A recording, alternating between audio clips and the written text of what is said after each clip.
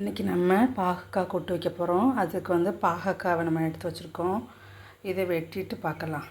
வச்சுருக்கோம், நல்லா வெட்டி வச்சுருக்கோம், பொடிசு பொடிசாக வெட்டி வச்சுருக்கோம். அதுக்கு வெங்காயம், பச்சை மிளகாய், கருவேப்பிலை, இவ்வளோதான், சிம்பிள். இதை எப்படி வைக்கலான்னு சொல்லி பார்க்கலாம். சரியா? பாகக்காய் நம்ம வந்து இப்போ பாகக்காய் கூட்டு வைக்க போகிறோம்.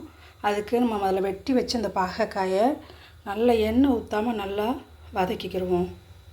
பாருங்க, எண்ணெய் எதுவும் நான் ஊற்றலை. எண்ணெய் ஊற்றாமல் வெறும் பாகக்காய், நறுக்கி வச்ச பாகக்காயை மட்டும் போட்டு நல்லா வதக்கி எடுக்கலாம். பார்த்திங்களா, பாகக்காய் நல்லா வதங்கிட்டுருக்கு. எண்ணெய் ஊற்றக்கூடாது, உப்பு எதுவுமே போடக்கூடாது. வெறும் பாகக்காய், வெட்டி வச்ச பாகக்காய் மட்டும் போட்டு நல்லா வதக்கணும். வதக்கிட்டு காட்டுறேன். நல்லா எண்ணெய் ஊற்றாமல் நம்ம வதக்கிட்டோம். இதை பாகக்காயை வதக்கிட்டோம்.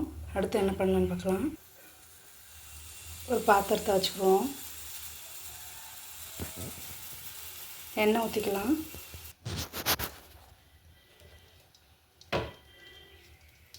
எண்ணெய் ஊற்றிக்கிட்டோம். இப்போ கடுகு போட்டுக்கலாம்.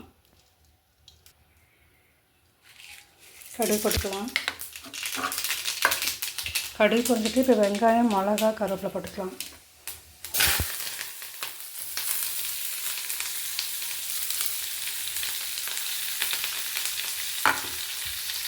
வதக்கிக்கலாம்.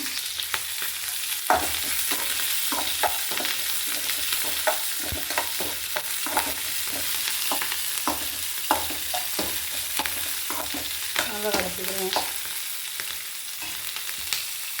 பாருங்கள், வெங்காயம், மிளகா எல்லாம் நல்லா வதங்கிட்டு இப்போ நம்ம வதக்கி வச்ச அந்த பாகக்காய் எடுத்து இதில் போட்டுக்கலாம்.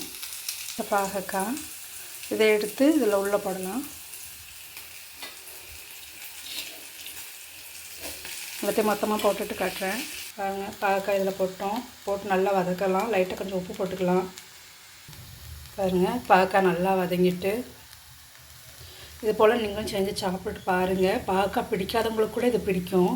ரொம்ப கசக்காது. பாகக்காய்னா கசக்க தான் செய்யும், ஆனால் ரொம்ப கசக்காது. இது மாதிரி செஞ்சீங்கன்னா